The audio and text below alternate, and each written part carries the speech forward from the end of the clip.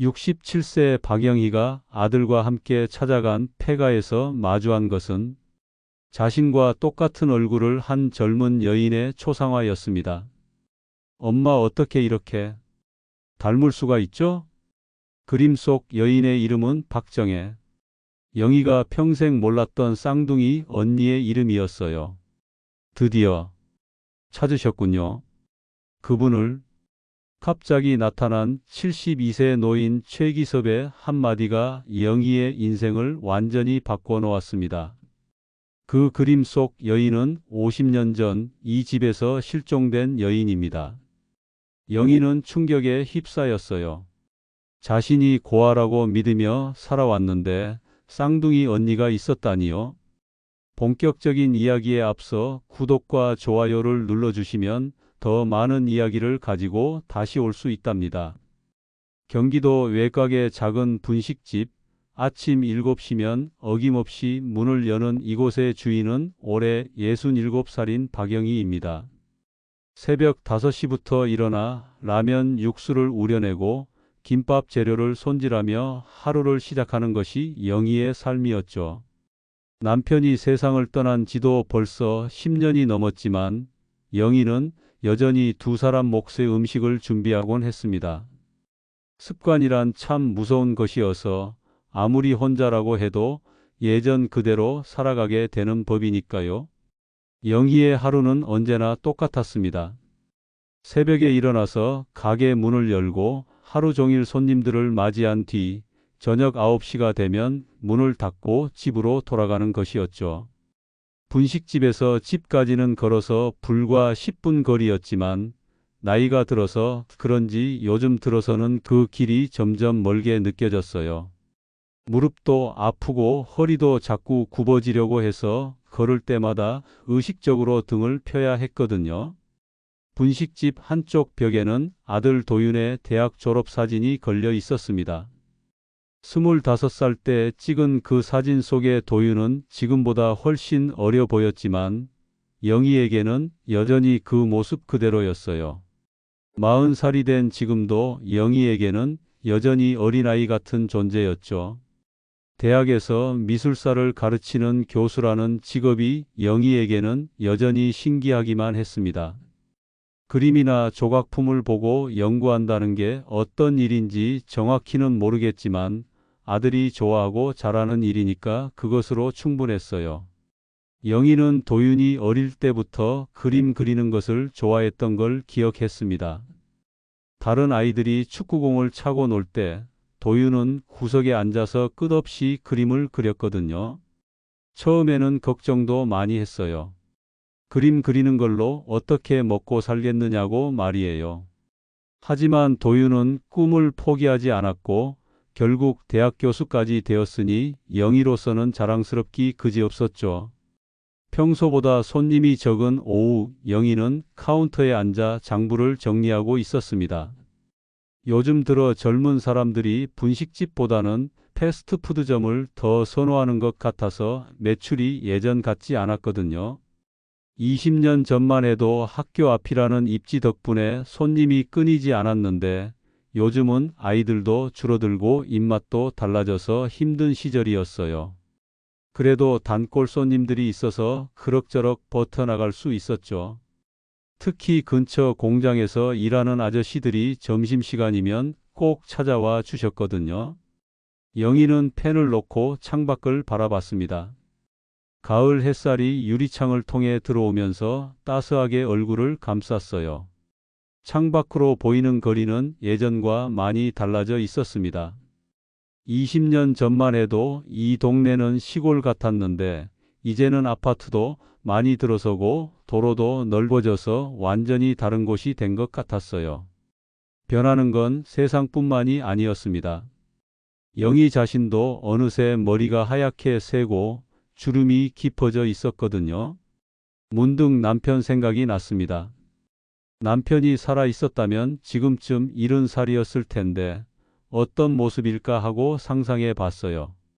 아마 영희처럼 주름투성이 얼굴에 허리도 굽어 있겠지만 여전히 자상하고 다정한 모습이었을 거예요.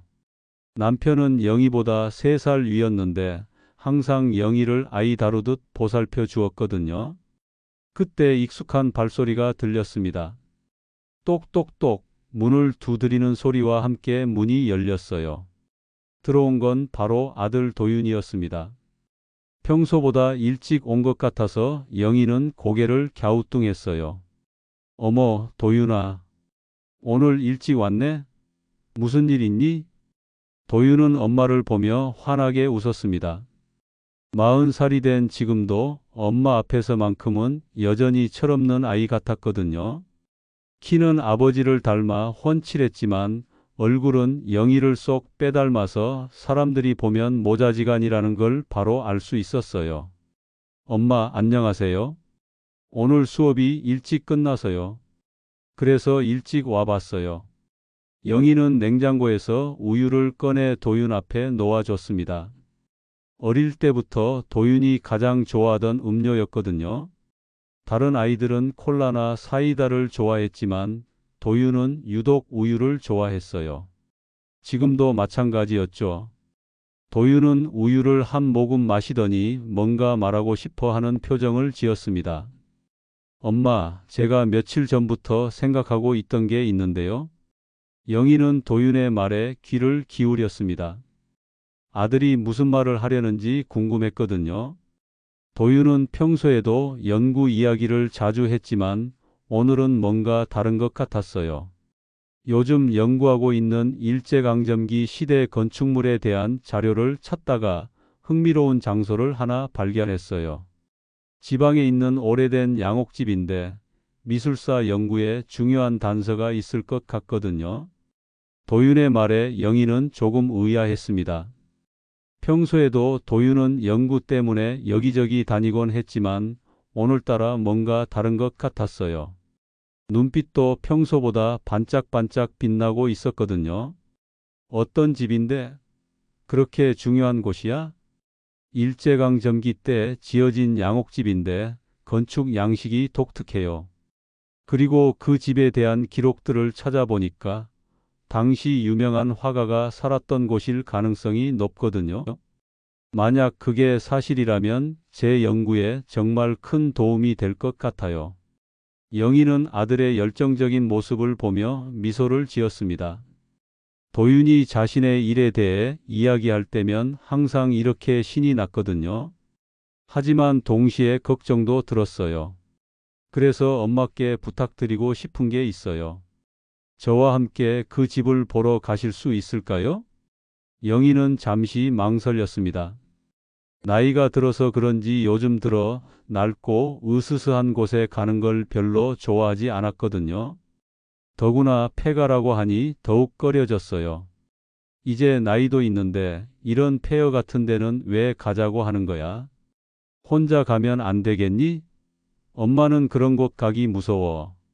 도윤은 엄마의 손을 잡으며 부드럽게 설득했습니다. 엄마, 미술사 연구에 정말 중요한 단서일 수도 있어요. 그냥 구경만 해요. 위험한 일은 절대 없을 거예요. 제가 엄마를 지켜드릴게요. 영희는 아들의 간절한 표정을 보며 마음이 흔들렸습니다. 평생 자신만 믿고 살아온 아들이 부탁하는 일을 거절하기가 쉽지 않았거든요. 정말 위험하지 않을까? 오래된 집이면 바닥도 썩었을 텐데. 물론이에요, 엄마. 제가 엄마를 위험한 곳에 데려갈 리가 없잖아요. 영희는 한참을 고민하다가 결국 고개를 끄덕였습니다. 아들의 연구에 도움이 된다면 못할 게 뭐가 있겠어요. 하지만 여전히 마음 한구석에서는 알 수 없는 불안감이 스멀스멀 올라왔습니다. 그로부터 사흘 후 영희와 도윤은 경기도 남쪽 끝자락에 있는 작은 마을로 향했습니다. 버스에서 내린 순간 영희는 공기부터가 다르다는 걸 느꼈어요. 도시의 매연 냄새 대신 풀냄새와 흙냄새가 코끝을 스쳤거든요. 하지만 동시에 어딘가 을씨년스러운 기운도 함께 느껴졌습니다. 엄마, 여기서 조금만 더 걸어가면 돼요. 도윤은 미리 준비한 지도를 펼쳐보며 길을 안내했습니다. 마을 어르신 한 분이 지나가시다가 영희와 도윤을 보더니 고개를 갸우뚱하셨어요. 어디 가시는 길이에요? 저쪽 언덕 위에 있는 옛날 양옥집을 보러 가는데요. 어르신의 표정이 순간 굳어졌습니다. 뭔가 말하고 싶어 하시는 듯 했지만 결국 아무 말씀도 하지 않으시고 그냥 지나가셨어요. 영희는 그 모습을 보며 더욱 불안해졌습니다. 도윤아, 방금 그 할아버지 표정 봤지? 뭔가 이상하지 않았니? 에이, 엄마. 시골 어르신들은 원래 낯선 사람들 보면 경계하시잖아요. 별거 아니에요. 하지만 영희의 불안감은 쉽게 사라지지 않았습니다. 마을을 벗어나 언덕길을 오르면서 주변은 점점 더 적막해졌어요. 나무들이 울창하게 자라 있어서 낮인데도 어둑어둑했고 바람이 불 때마다 나뭇가지들이 서로 부딪히며 으스스한 소리를 냈거든요. 여기가 맞나?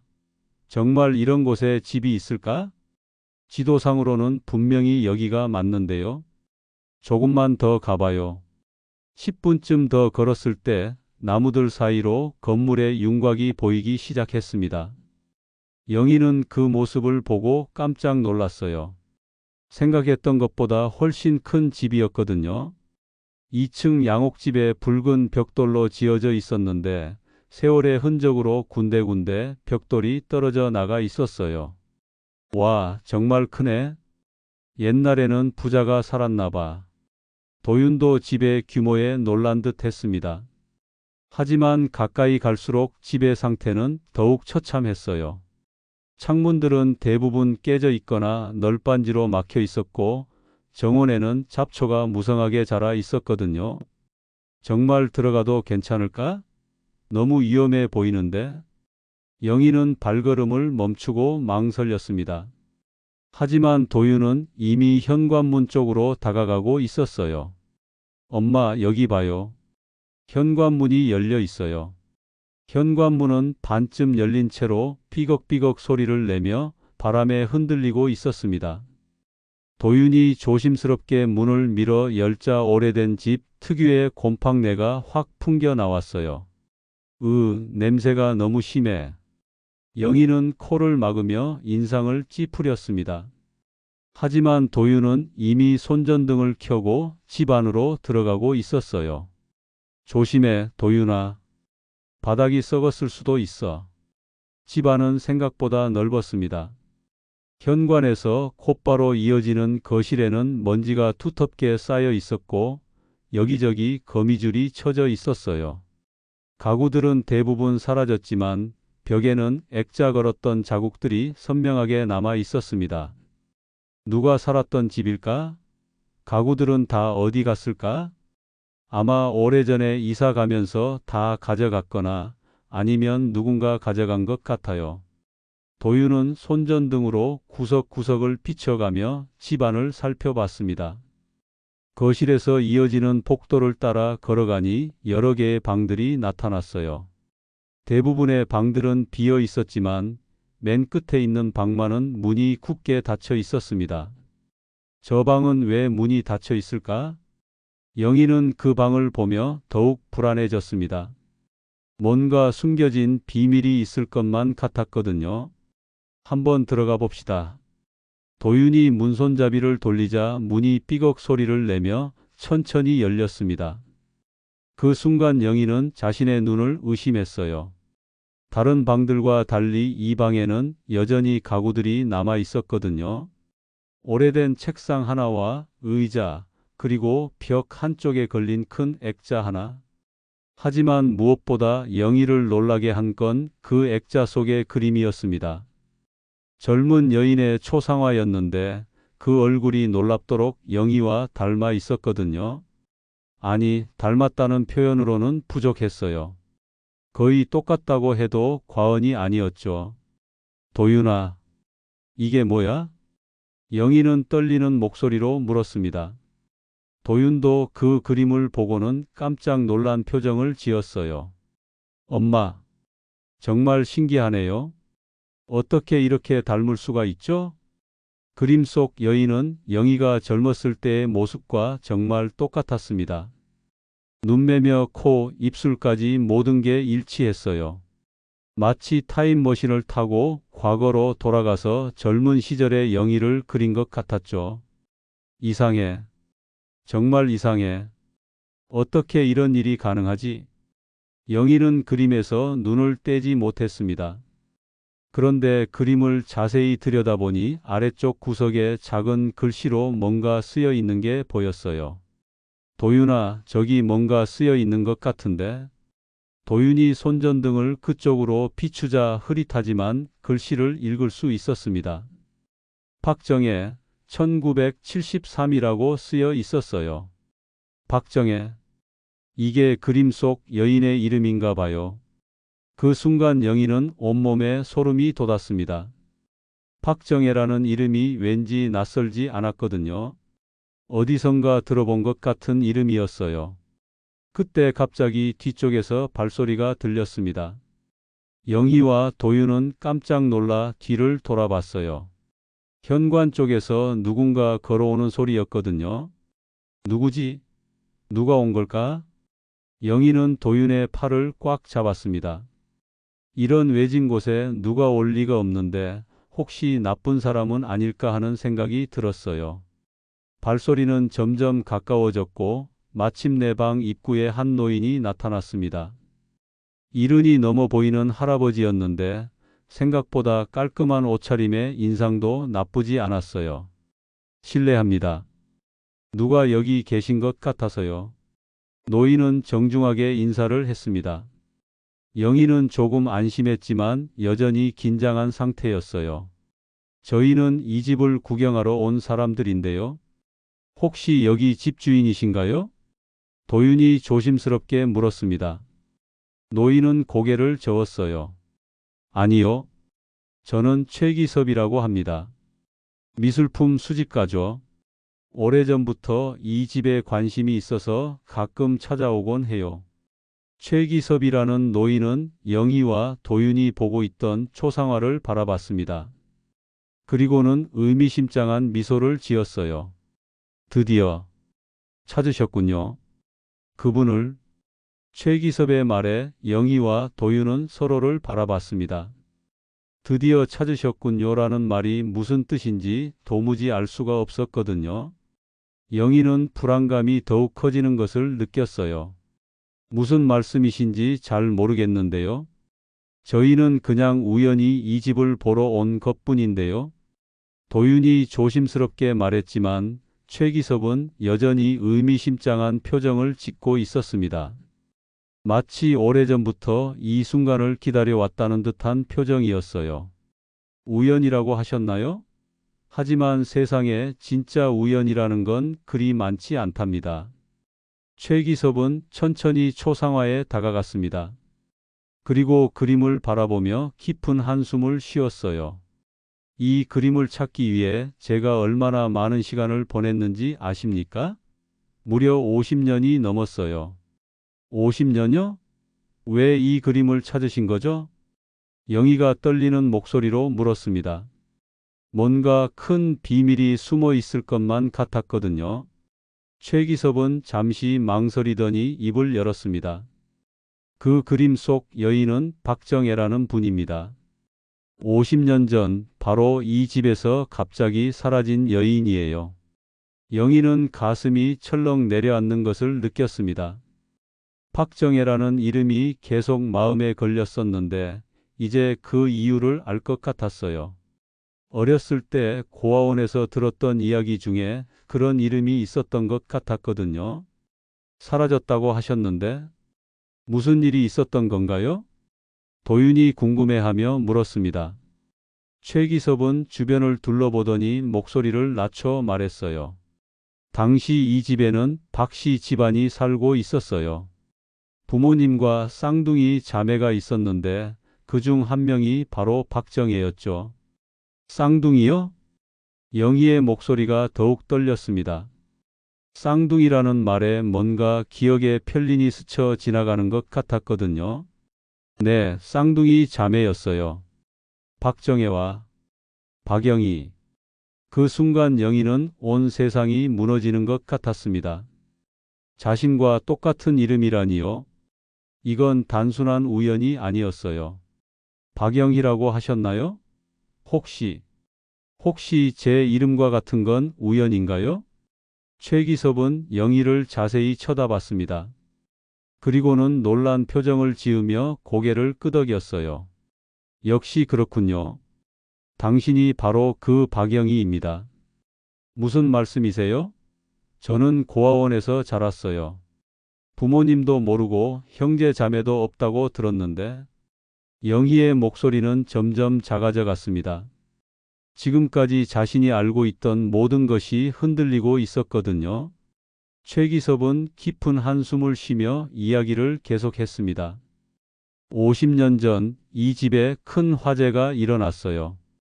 부모님은 그 화재로 돌아가셨고 쌍둥이 자매는 각각 다른 곳으로 보내졌죠.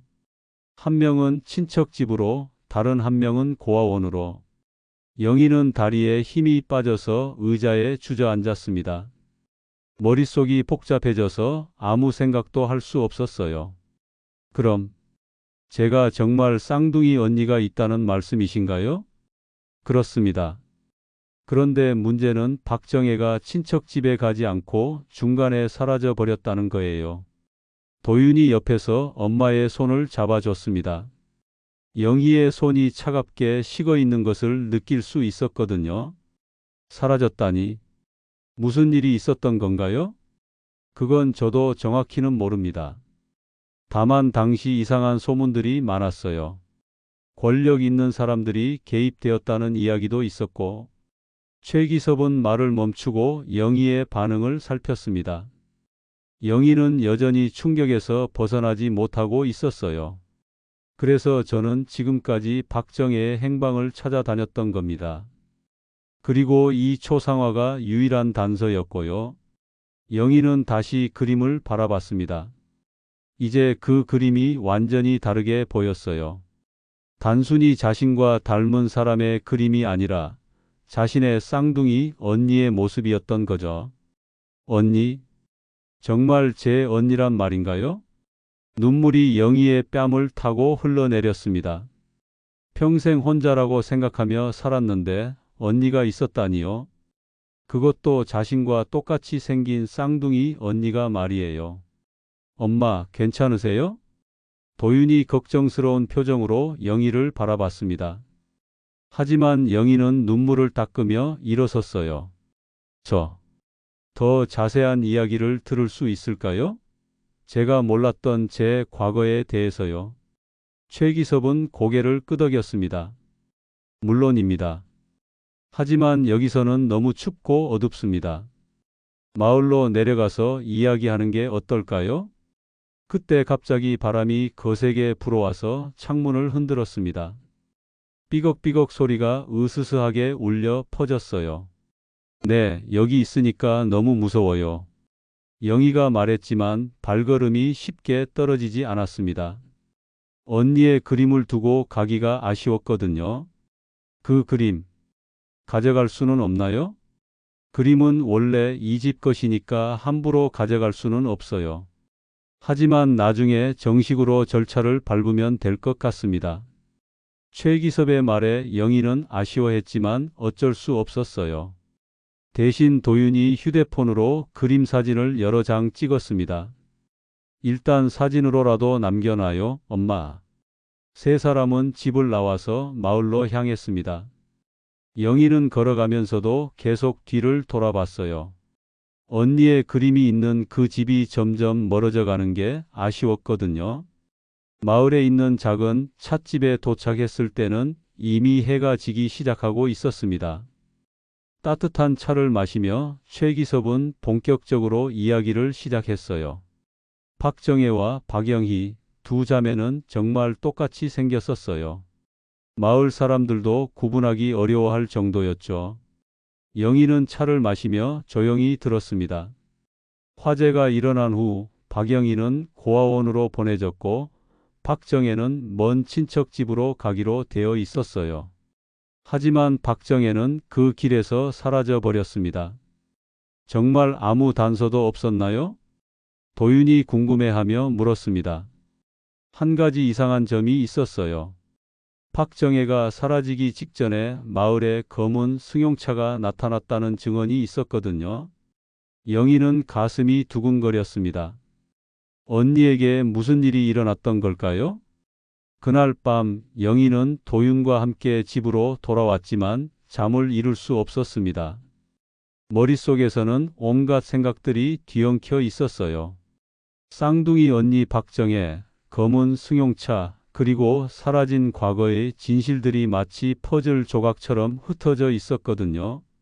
새벽까지 뒤척이다가 겨우 잠들었는데 꿈속에서도 그 초상화 속 언니의 모습이 계속 나타났습니다. 아침 도윤은 일찍 대학교로 출근했습니다. 어머니가 충격을 받은 상태라는 걸 알고 있었지만 동시에 이 미스터리를 풀어야겠다는 생각도 들었거든요. 도윤은 대학 도서관에 가서 50년 전 신문 기사들을 찾아보기 시작했어요. 1973년 화재 사건. 도윤은 마이크로필름을 하나하나 넘겨가며 관련 기사를 찾았습니다. 1시간쯤 지났을 때 드디어 원하는 기사를 발견할 수 있었어요. 박씨 가족 화재 참사, 쌍둥이 자매 생사불명. 기사 내용을 읽어보니 최기섭이 말한 것과 거의 일치했습니다. 부모는 화재로 사망했고 쌍둥이 자매는 각각 다른 곳으로 보내지기로 되어 있었다는 내용이었어요. 하지만 기사에는 더 자세한 정보도 있었습니다. 화재 원인 미상. 인근 주민들 증언에 따르면 화재 직전 이상한 소음 들려. 도윤은 계속해서 관련 기사들을 찾아봤습니다. 그러다가 며칠 후에 실린 또 다른 기사를 발견했어요. 박씨 자매 중 한 명 실종, 경찰 수사 착수. 이 기사에는 더 구체적인 내용이 적혀 있었습니다. 박정혜가 친척 집으로 가는 도중에 사라졌다는 것, 그리고 당시 목격자들의 증언도 포함되어 있었어요. 검은 승용차에 탄 정장 차림의 남성들이 박정혜와 함께 있는 것을 봤다는 증언이 있었으나 경찰은 구체적인 수사를 진행하지 않았다. 도윤은 이 대목에서 뭔가 이상함을 느꼈습니다. 아이가 실종되었는데 경찰이 제대로 수사하지 않았다는 게 말이 안 됐거든요. 더 찾아보니 놀라운 사실을 발견할 수 있었습니다. 당시 그 지역 경찰서장이 바로 현재 국회의원인 김태호의 아버지였다는 거예요. 김태호는 지금도 정치계에서 상당한 영향력을 가진 인물이었죠. 도윤은 급하게 어머니에게 전화를 걸었습니다. 엄마, 중요한 걸 발견했어요. 지금 집에 계세요? 응, 있어. 무슨 일이야? 지금 바로 갈게요. 언니 박정혜에 대한 새로운 사실을 알아냈어요. 1시간 후 도윤은 복사한 신문 기사들을 들고 집에 도착했습니다. 영희는 아직도 어제 일이 꿈 같다는 표정이었어요. 엄마, 이거 보세요. 도윤은 기사들을 보여주며 설명했습니다. 영희는 기사를 읽으면서 점점 얼굴이 굳어졌어요. 경찰이 제대로 수사하지 않았다고? 왜 그랬을까? 그게 문제예요, 엄마. 당시 경찰서장이 지금의 김태호 국회의원 아버지였거든요. 영희는 김태호라는 이름을 들어본 적이 있었습니다. 텔레비전에서 자주 보던 정치인이었거든요. 그 사람이 왜 언니 실종 사건과 관련이 있을까? 그건 더 조사해 봐야 할 것 같아요. 하지만 분명히 뭔가 숨겨진 진실이 있을 거예요. 그때 현관문에서 초인종이 울렸습니다. 영희와 도윤은 서로를 바라봤어요. 누가 찾아온 걸까요? 문을 열어보니 어제 만났던 최기섭이 서 있었습니다. 손에는 두꺼운 서류 뭉치를 들고 있었어요. 안녕하세요. 어제 이야기를 나눈 후에 집에 가서 보관하고 있던 자료들을 가져왔습니다. 어떤 자료들인가요? 최기섭은 거실에 앉아서 서류들을 펼쳐 보였습니다. 50년 전부터 제가 수집한 박정혜 실종 사건 관련 자료들입니다. 신문 기사, 목격자 증언, 그리고 최기섭은 잠시 망설이더니 봉투 하나를 꺼냈습니다. 이건 박정혜가 실종되기 직전에 친구에게 맡겼다는 편지입니다. 영희는 떨리는 손으로 편지를 받아들었습니다. 봉투에는 영희에게라고 쓰여 있었어요. 언니가 제게 쓴 편지인가요? 그렇습니다. 박정혜는 뭔가 위험을 예감했던 것 같아요. 그래서 미리 이 편지를 친구에게 맡겼던 거죠. 영희는 조심스럽게 편지 봉투를 열었습니다. 안에는 어린아이 글씨로 쓰인 편지가 들어 있었어요. 영희야, 내가 이 편지를 쓰는 지금 마음이 너무 무거워. 우리를 화재에서 구해준 아저씨들이 사실은 나쁜 사람들이었던 것 같아. 오늘 밤 나를 어딘가로 데려간다고 해. 무서워. 만약 내게 무슨 일이 생기면 꼭 진실을 밝혀줘. 우리 부모님이 돌아가신 것도 사고가 아닐 수 있어. 사랑하는 동생아, 꼭 건강하게 자라렴. 마이너스 언니 정혜가. 영희는 편지를 읽으면서 눈물을 흘렸습니다. 언니가 위험을 예감하면서도 자신을 걱정해 준 마음이 고마웠거든요. 언니가 정말 위험에 처해 있었군요. 도윤도 편지를 읽어보며 충격을 받았습니다. 화재도 사고가 아니었을 수 있다고 했네요. 그럼 누군가 의도적으로. 최기섭이 고개를 끄덕였습니다. 저도 그렇게 생각해요. 그리고 그 아저씨들이 바로 검은 승용차를 탄 사람들일 가능성이 높습니다. 영희는 편지를 가슴에 꼭 안았습니다. 언니의 억울함을 꼭 풀어드려야 해요. 진실이 뭔지 알아내야 해요. 최기섭은 다른 서류들도 보여줬습니다. 당시 화재 현장 사진들과 목격자들의 진술서 등이었어요. 이 모든 자료들을 종합해보면 박정혜는 누군가에게 납치되었을 가능성이 매우 높습니다. 그리고 그 배후에는 상당한 권력을 가진 사람들이 있었을 거예요. 도윤이 오늘 찾은 김태호 국회의원에 대한 이야기를 했습니다. 최기섭도 그 이름을 들어본 적이 있다고 했어요. 김태호. 그 집안은 예전부터 이 지역에서 큰 영향력을 가지고 있었죠. 하지만 증거가 부족해서 함부로 의심할 수는 없었어요. 영희는 결심한 듯 말했습니다. 이제 그만 숨어 있을 수는 없어요. 언니를 위해서라도 진실을 밝혀내야 해요. 하지만 최기섭은 걱정스러운 표정을 지었습니다. 조심하셔야 해요. 상대방이 워낙 권력이 있는 사람들이라서. 그때 갑자기 집 앞에서 차 소리가 들렸습니다. 세 사람은 창문으로 밖을 내다봤어요. 검은 승용차 한 대가 집 앞에 서 있었습니다. 검은 승용차에서 정장을 입은 두 남자가 내렸습니다. 영희는 심장이 쿵쾅쿵쾅 뛰는 것을 느꼈어요. 마치 50년 전 언니를 데려간 그 검은 차와 똑같아 보였거든요. 최기섭은 재빨리 서류들을 가방에 넣으며 긴장한 표정을 지었습니다. 뒷문으로 나가시는 게 좋겠어요. 혹시 모르니까요. 하지만 이미 늦었습니다. 현관문에서 노크 소리가 들렸거든요. 똑똑똑. 정중하지만 어딘가 위압적인 느낌이었어요. 도윤이 문 쪽으로 다가가며 물었습니다. 누구세요? 김태호 국회의원실에서 나왔습니다. 잠시 대화를 나누고 싶어서요. 영희와 최기섭은 놀란 표정으로 서로를 바라봤습니다. 하필 김태호라니요. 방금 전까지 그 사람에 대해 이야기하고 있었는데 마치 감시당하고 있었던 것처럼 느껴졌어요. 무슨 일로 오신 건지 모르겠는데요.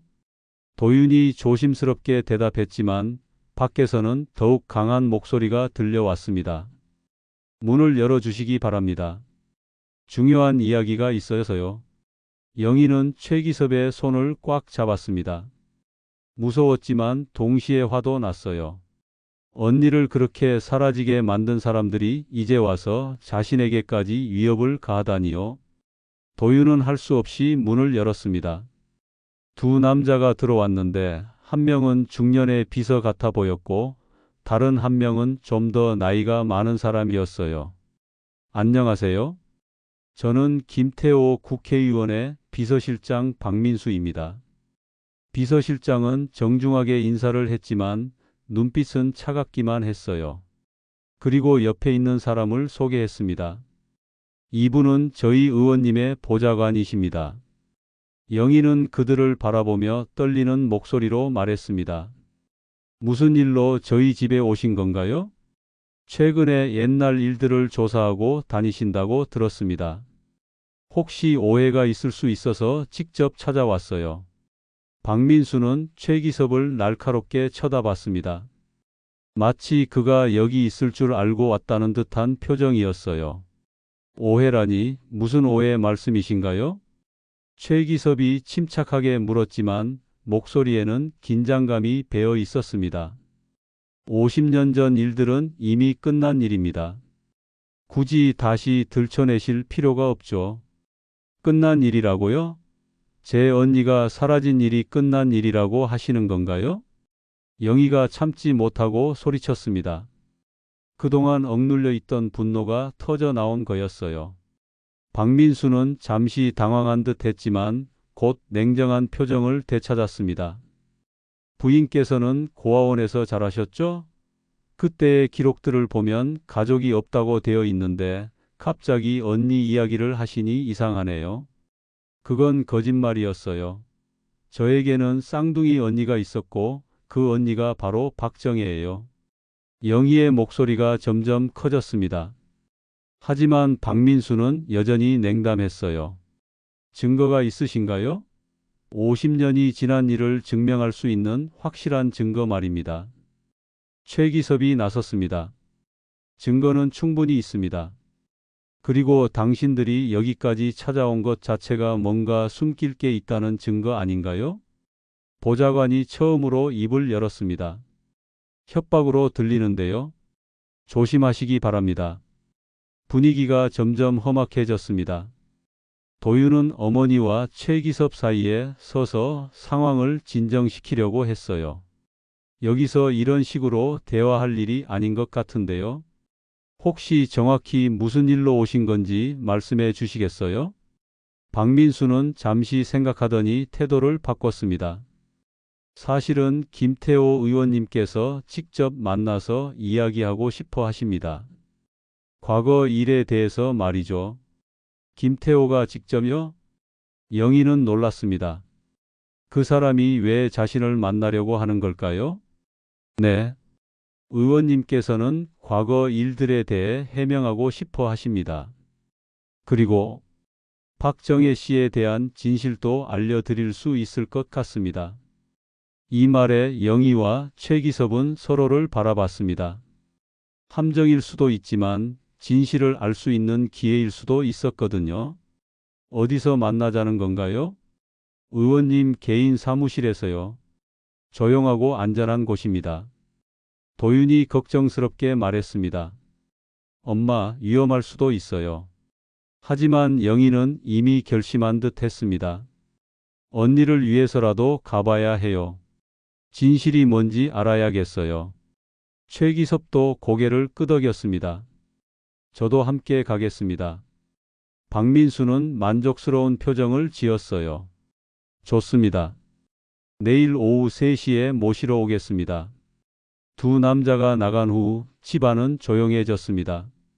하지만 모두의 마음은 복잡했어요. 정말 가도 될까요? 함정일 수도 있는데. 도윤이 걱정했지만 영희는 단호했습니다. 가야 해요. 이번이 진실을 알 수 있는 마지막 기회일지도 모르거든요. 최기섭은 오늘 가져온 서류들을 다시 꺼냈습니다. 내일 만나기 전에 이 자료들을 더 자세히 살펴봐야겠어요. 혹시 놓친 단서가 있을지 모르니까요.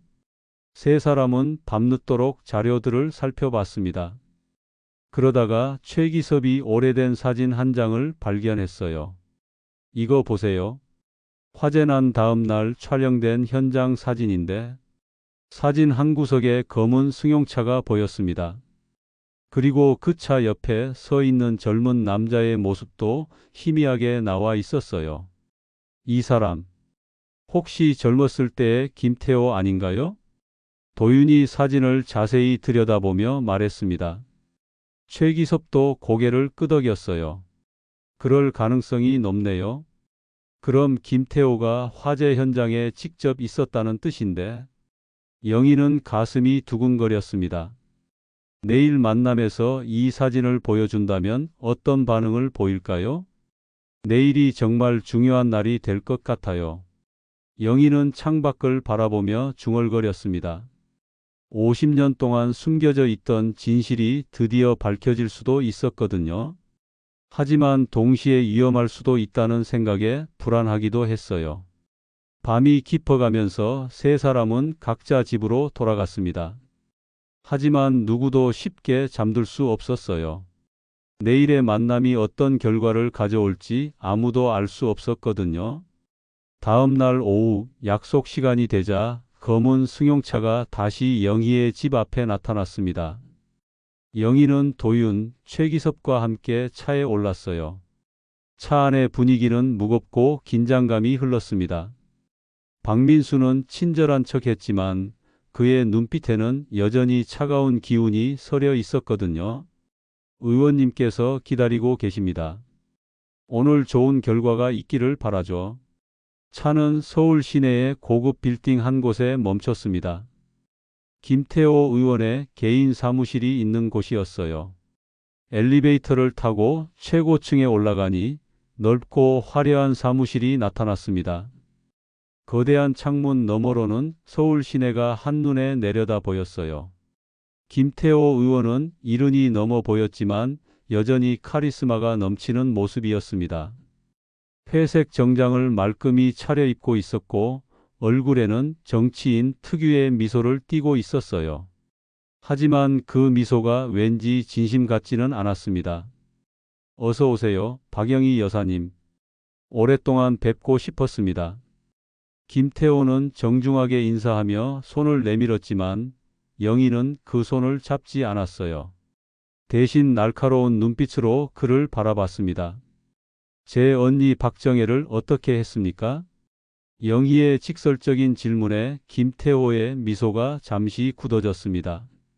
하지만 곧 다시 여유로운 표정을 지으며 소파를 가리켰어요. 일단 앉으시죠. 천천히 이야기합시다.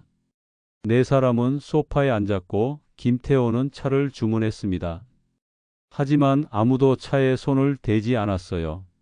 모두 긴장한 상태였거든요. 박영희 여사님, 먼저 사과드리고 싶습니다.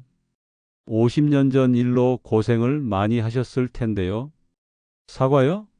무슨 사과 말씀이세요? 최기섭이 날카롭게 물었습니다.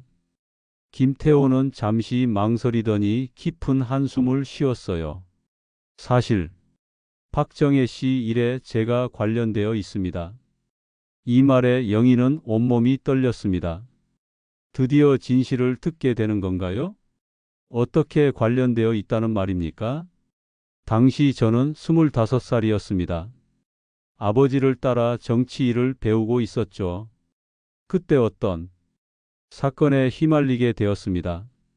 김태호는 말을 멈추고 창밖을 바라봤습니다. 무언가 괴로운 기억을 떠올리는 듯 했어요. 무슨 사건이었습니까? 도윤이 조심스럽게 물었습니다. 당시 저희 아버지는 이 지역에 큰 개발 사업을 추진하고 있었습니다. 그런데 박 씨 가족이 살던 그 땅이 개발 계획에 꼭 필요한 곳이었어요. 영희는 가슴이 쿵쾅거렸습니다.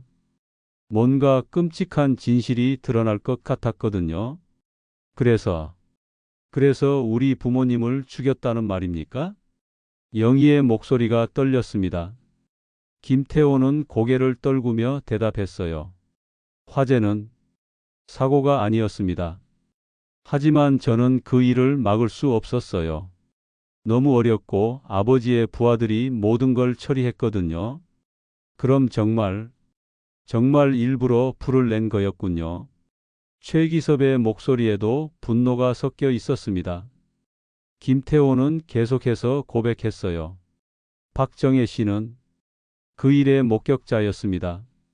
화재가 일어나기 전에 아버지의 부하들이 기름을 뿌리는 걸 봤다고 하더군요. 그래서 언니를 없애버린 거군요. 영희가 소리쳤습니다. 50년 동안 궁금했던 진실이 마침내 밝혀지고 있었어요. 저는 박정혜 씨를 죽이고 싶지 않았습니다. 하지만 아버지와 그 부하들은 달랐어요. 김태호의 목소리가 점점 작아졌습니다. 그럼 제 언니는 어떻게 되었습니까? 지금 어디 있습니까? 영희는 마지막 희망을 품고 물었습니다. 혹시 언니가 어딘가에서 살아있을지도 모른다는 생각이었어요. 김태호는 오랫동안 침묵했습니다. 그리고 마침내 무겁게 입을 열었어요. 박정혜 씨는 그날 밤 산속 어딘가에 뭐라고요? 영희가 다급하게 소리쳤지만 김태호는 말을 끝내지 못했습니다. 대신 책상 서랍에서 낡은 봉투 하나를 꺼냈어요. 이걸 드리려고 했습니다. 박정혜 씨가 마지막에 남긴 것들입니다. 봉투 안에는 작은 목걸이와 반지, 그리고 또 다른 편지가 들어 있었습니다. 영희는 떨리는 손으로 그것들을 받았어요. 편지를 펼쳐보니 언니의 마지막 말이 적혀 있었습니다. 영희야, 내가 이 세상을 떠나게 되더라도 슬퍼하지 마. 우리 부모님의 억울한 만큼은 꼭 밝혀달라. 그리고 너는 꼭 행복하게 살아야 해. 사랑해, 내 소중한 동생아. 영희는 편지를 읽으며 눈물을 흘렸습니다.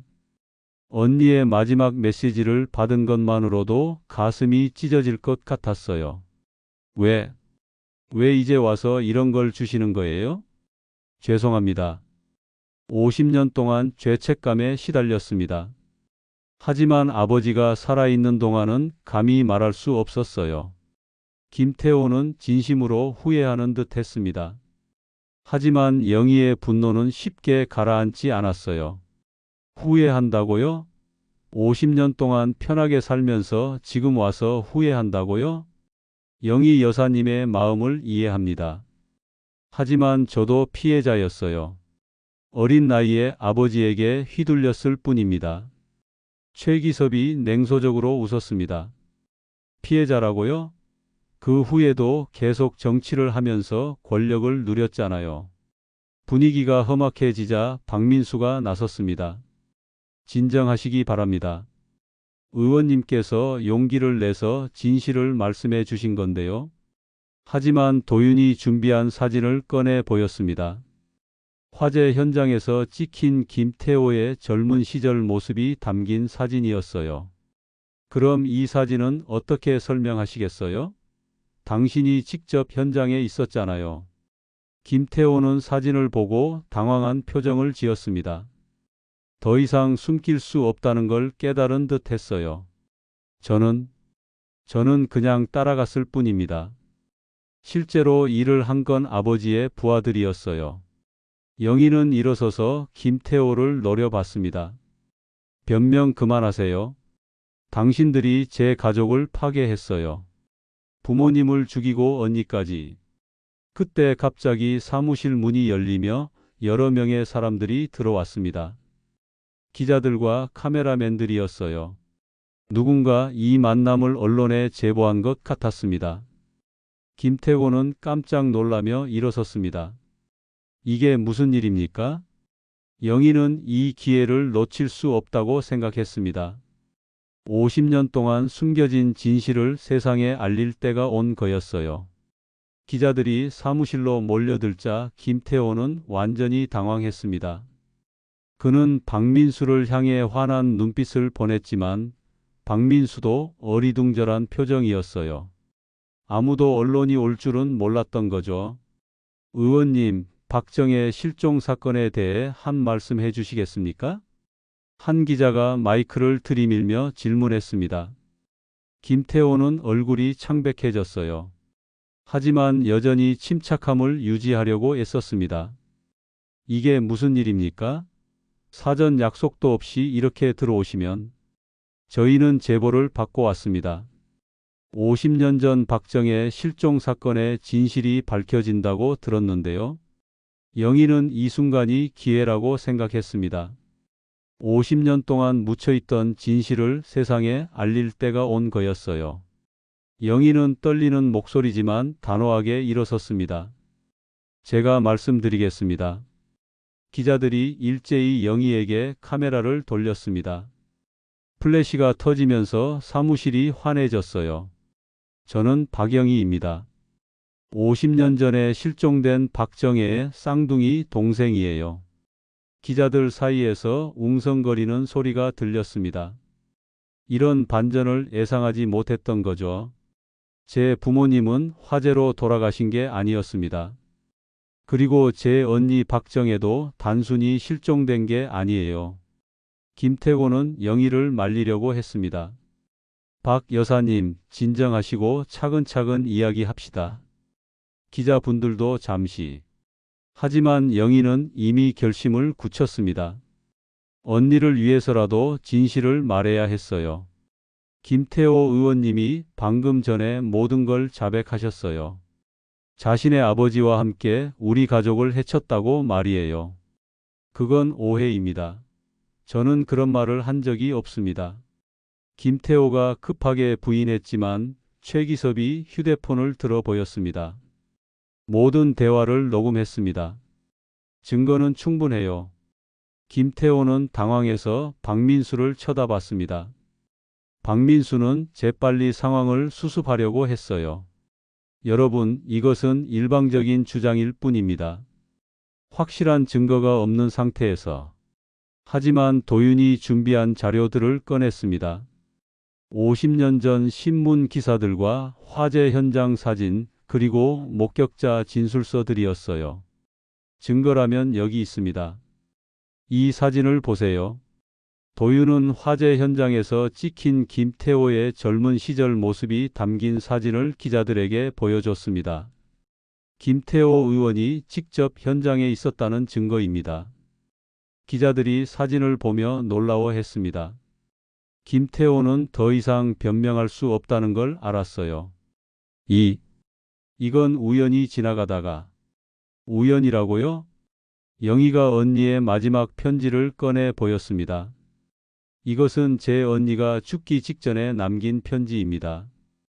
김태호 의원 일가의 범죄를 목격했다는 내용이 적혀 있어요. 영희는 편지 내용을 큰 소리로 읽어줬습니다. 기자들은 열심히 메모하며 들었어요. 우리를 화재에서 구해준 아저씨들이 사실은 나쁜 사람들이었던 것 같아. 우리 부모님이 돌아가신 것도 사고가 아닐 수 있어. 편지 내용이 공개되자 사무실은 완전히 아수라장이 되었습니다. 기자들은 더욱 흥분해서 질문을 퍼부었어요. 의원님, 정말로 방화를 지시한 겁니까? 다른 피해자들도 있습니까? 김태호는 완전히 궁지에 몰렸습니다. 그는 의자에 주저앉으며 고개를 떨구었어요. 저는 그때 너무 어렸습니다. 아버지를 따라간 것뿐이에요. 그럼 사실이라는 말씀이신가요? 아니에요. 제가 직접 한 일은 아니에요. 하지만 최기섭이 추가 증거를 제시했습니다. 여기 당시 목격자의 진술서가 있습니다. 김태호 의원이 직접 기름통을 나르는 걸 봤다고 되어 있어요. 김태호는 완전히 말이 막혔습니다. 더 이상 부인할 수 없다는 걸 깨달았어요. 영희는 기자들을 향해 마지막으로 말했습니다. 저는 복수를 원하지 않습니다. 다만 50년 동안 억울하게 죽어간 제 언니의 명예를 회복시켜 주세요. 그리고 이런 일이 다시는 일어나지 않도록 해 주세요. 영희의 말에 기자들은 깊이 감동받았습니다. 복수 대신 정의를 원하는 영희의 마음이 진심으로 느껴졌거든요. 박 여사님, 그럼 앞으로 어떻게 하실 계획이십니까? 법적으로 해결하고 싶어요. 제대로 된 수사를 통해 진실을 밝히고 언니를 제대로 된 곳에 모셔야죠. 김태호는 이제 완전히 무너져 있었습니다. 50년간 숨겨왔던 비밀이 하루아침에 세상에 드러난 거였어요. 의원님, 마지막으로 한 말씀 해 주시겠습니까? 기자가 마이크를 들이밀자 김태호는 떨리는 목소리로 대답했습니다. 죄송합니다. 박영희 여사님께 정말 죄송합니다. 그날 저녁 이 사건은 모든 뉴스의 일면을 장식했습니다. 50년 만에 밝혀진 진실, 권력자의 숨겨진 범죄 같은 제목들이 신문과 방송을 가득 메웠어요. 영희는 집으로 돌아와서 언니의 사진을 바라봤습니다. 초상화 속 언니의 모습이 이제는 평온해 보였어요. 언니, 이제 시작이야. 진짜 싸움은 이제부터야. 도윤과 최기섭은 영희의 곁에서 앞으로의 법적 절차를 준비했습니다. 검찰 수사, 재판, 그리고 언니의 유해 발굴까지 해야 할 일들이 산더미 같았어요. 하지만 영희는 두렵지 않았습니다. 50년 동안 기다려온 이 순간 드디어 언니의 억울함을 풀어줄 수 있게 된 거니까요. 그로부터 석 달이 지났습니다. 언론에 공개된 사건은 전국을 뒤흔들었고 검찰은 즉시 수사에 착수했어요. 김태호는 구속되었고 당시 생존한 공범들도 하나둘 체포되었습니다. 비록 50년이 지났지만 살인과 방화 같은 중죄는 공소시효가 적용되지 않았거든요. 영희는 매일 법정에 출석해서 증언했습니다. 처음에는 떨렸지만 언니를 위한 일이라는 생각에 용기를 냈어요. 언론의 관심도 뜨거웠습니다. 시민들은 영희를 응원했고 정의를 바라는 목소리가 전국에서 울려 퍼졌어요. 저는 복수를 원하지 않았습니다. 다만 진실이 밝혀지고 언니가 편히 쉴 수 있기를 바랐을 뿐이에요. 영희가 법정에서 한 말은 많은 사람들의 마음을 움직였습니다. 복수보다는 용서를, 증오보다는 치유를 선택한 영희의 모습에 사람들은 깊은 감동을 받았거든요. 한편 경찰은 김태호의 자백을 바탕으로 박정혜의 유해 수색 작업을 시작했습니다. 북쪽 산 깊숙한 곳, 접근하기 어려운 계곡 근처에서 마침내 언니의 유골이 발견되었어요. 영희는 50년 만에 언니와 재회할 수 있었습니다. 언니, 정말 미안해. 이제야 찾았어.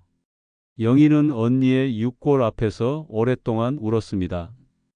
도윤과 최기섭도 함께 눈물을 흘렸어요. 50년 동안의 한이 한순간에 쏟아져 나오는 것 같았거든요. 장례식 날 놀랍게도 수백 명의 시민들이 박정혜의 마지막 길을 배웅해 주었습니다. 그녀의 억울한 죽음에 분노하고 영희의 용기에 감동받은 사람들이었어요. 꽃으로 가득한 운구차가 천천히 묘지를 향해 움직일 때 많은 사람들이 함께 울었습니다. 언니, 이제야 편히 쉴 수 있겠네요. 언니가 원했던 진실이 모두 밝혀졌어요. 영희는 언니의 영정 앞에서 마지막 인사를 했습니다. 사진 속 언니의 얼굴이 어린 시절보다 훨씬 평화로워 보였어요. 재판이 끝난 후 김태호는 살인과 방화 혐의로 무기징역을 선고받았습니다. 그의 공범들도 각각 중형을 받았어요. 법정에서 김태호는 마지막으로 영희에게 사과했습니다. 박영희 여사님, 정말 죄송합니다. 50년 동안 숨겨왔던 제가 잘못했습니다. 영희는 담담하게 대답했습니다. 이제 와서 사과한다고 해서 언니가 돌아오지는 않아요. 하지만 진실이 밝혀진 것만으로도 저는 만족합니다. 재판 과정에서 김태호 일가의 다른 범죄들도 줄줄이 드러났습니다. 부동산 투기, 정치 자금 불법 수수, 그리고 다른 토지 강탈 사건들까지. 영희의 용기가 더 큰 정의를 실현하는 계기가 된 거였어요. 사건이 마무리된 후 영희는 김태호 일가로부터 받은 배상금을 모두 사회에 기부하기로 결정했습니다. 고아원과 사회복지단체, 그리고 범죄 피해자 지원 기관에 나누어 기부했어요. 돈으로는 언니를 되살릴 수 없어요.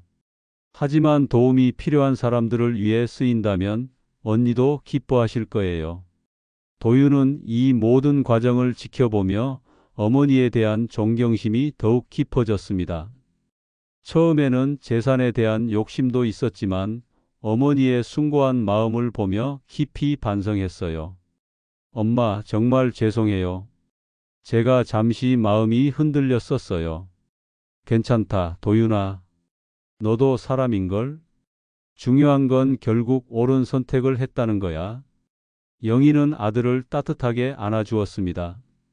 이 시련을 통해 모자 관계가 더욱 단단해진 거였어요. 최기섭은 50년간의 수곤을 이룬 후 홀가분한 마음이 되었습니다. 그는 자신이 수집한 다른 미해결 사건 자료들도 경찰에 제출해서 더 많은 진실들이 밝혀질 수 있도록 도왔어요. 박영희 여사님 덕분에 제 인생도 의미가 있었던 것 같아요.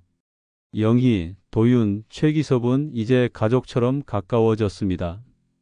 함께 겪은 시련이 끈끈한 유대감을 만들어준 거였어요. 영희는 다시 분식집을 운영하기 시작했지만 이제는 마음이 완전히 달랐습니다. 언니의 억울함이 풀렸다는 안도감과 함께 남은 인생을 더욱 의미 있게 살아야겠다는 다짐이 생겼거든요. 분식집 한쪽 벽에는 이제 언니 박정혜의 사진이 함께 걸려 있었습니다. 초상화에서 옮겨온 사진이었는데 영희는 매일 아침 언니 사진에 인사하며 하루를 시작했어요. 언니, 오늘도 좋은 하루 되세요. 저는 언니 목까지 열심히 살아갈게요. 손님들도 그 사연을 알고 있어서 박정혜의 사진 앞에 꽃을 놓고 가는 분들이 많았어요. 영희의 분식집은 이제 단순한 식당이 아니라 정의와 용기의 상징이 되었거든요. 어느 따뜻한 봄날 영희는 언니의 묘소를 찾았습니다. 무덤 앞에는 시민들이 가져다 놓은 예쁜 꽃들이 가득했어요. 언니, 저 이제 정말 행복해요. 진실이 밝혀져서 마음이 편해졌고 도윤이도 훌륭한 아들이 되었어요. 바람이 살랑살랑 불어와서 꽃잎들을 흩날렸습니다. 마치 언니가 대답하는 것 같았어요. 그리고 언니, 저는 이제 알았어요. 진짜 복수는 복수를 하는 게 아니라 행복하게 살아남는 것이라는 걸요. 영희는 묘소를 떠나면서 마지막으로 중얼거렸습니다. 언니도 이제 편히 쉬세요. 저는 언니가 보고 계신 앞에서 부끄럽지 않게 살아갈게요. 이제는 제 남은 삶을 사랑과 평화로 채워나갈 거예요. 하늘에서는 따뜻한 봄비가 내리기 시작했습니다. 새로운 시작을 알리는 단비 같았어요. 영희는 우산도 쓰지 않고 그 비를 맞으며 천천히 걸어갔습니다. 이제 모든 것이 끝났고 진정한 새로운 시작이었습니다. 영희의 얼굴에는 50년 만에 처음으로 진짜 평화로운 미소가 떠올랐어요. 언니와 부모님의 한이 풀렸고 정의가 실현되었으니까요. 분식집으로 돌아가는 길, 영희는 가볍게 콧노래를 흥얼거렸습니다. 오랫동안 잃어버렸던 평온함을 되찾은 거였어요. 이야기를 즐겁게 들으셨다면 구독과 좋아요, 그리고 댓글을 남겨주세요. 좋았는 내용, 하고 싶은 말, 그리고 다음에 듣고 싶은 사연도 좋아요.